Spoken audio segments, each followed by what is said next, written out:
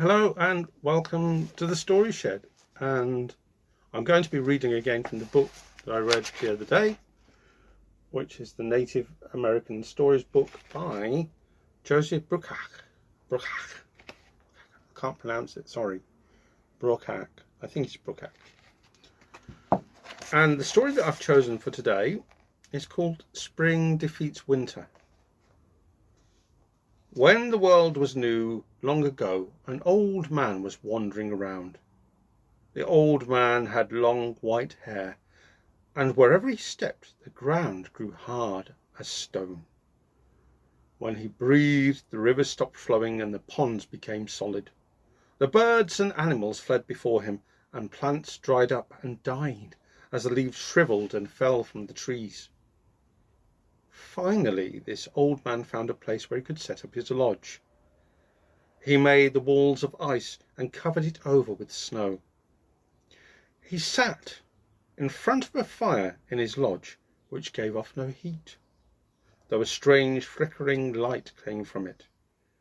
His only friend was the north wind, who sat beside the fire beside him and laughed as they spoke of the things they did to make the world a cold, hard place. They sat and smoked their pipes through the long, white nights. One morning, though, as the two dozed by their fire, they felt that something was wrong. The air was harder to breathe, and when they looked outside, they saw strange things happening. The snowdrifts were growing smaller. Cracks were forming in the ice on the ponds. Said the north wind. I can stay no longer. He went out of the lodge and flew through the air towards the north, not stopping until he had reached a place where snow and ice were deep, and there was no hint of warmth. But the old man did not stir. He knew his magic was strong. He had built his lodge to last. Now there came a knocking at his door. Someone was striking against the ice so hard that pieces were falling away from his blows. Go away, the old man shouted.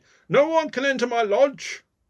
Even as he said it, the door of the lodge broke and fell to the ground. A young man with a smile on his face stood there. Without a word, he stepped into the lodge and sat on the other side of the fire from the old man. He held a green stick in his hand, and with it he stirred the fire. As he stirred the fire, it began to grow warm. The old man felt sweat begin to run down his face. Who are you? Said the old man. Why have you broken my door? No one can come here but my friend, the north wind. If you do not leave, I will freeze you with my breath. Then the old man tried to blow his chilly breath at the young stranger, but only a thin mist came from his lips. The young man laughed. Old man, he said, let me stay here and warm myself by your fire. The old man grew angry. I'm the one who makes the birds and the animals flee. Wherever I step, the ground turns into flint. I make the snow and ice. I am mightier than you.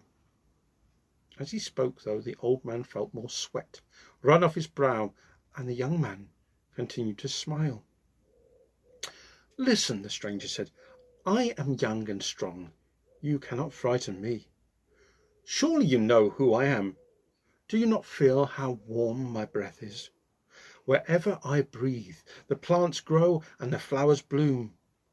Where I step, the grasses sprout and snow melts away.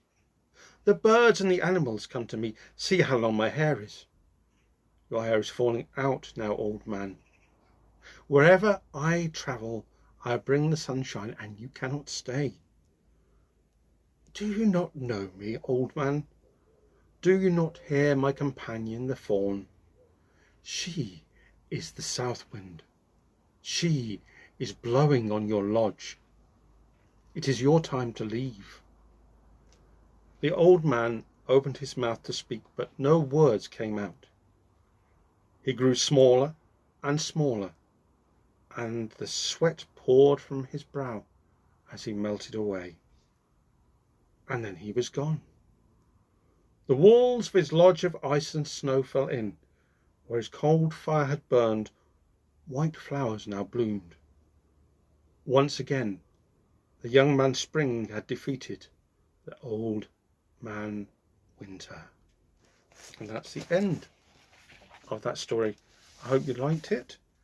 If you did, then let me know by emailing me at thestoryshedblog@gmail.com. That's thestoryshedblog@gmail.com. And I look forward to hearing from you, your stories, your poems, your drawings, or just even a hello. Just even a hello. But for the time being, not a hello, but a bye-bye. Bye-bye. Take care. Bye.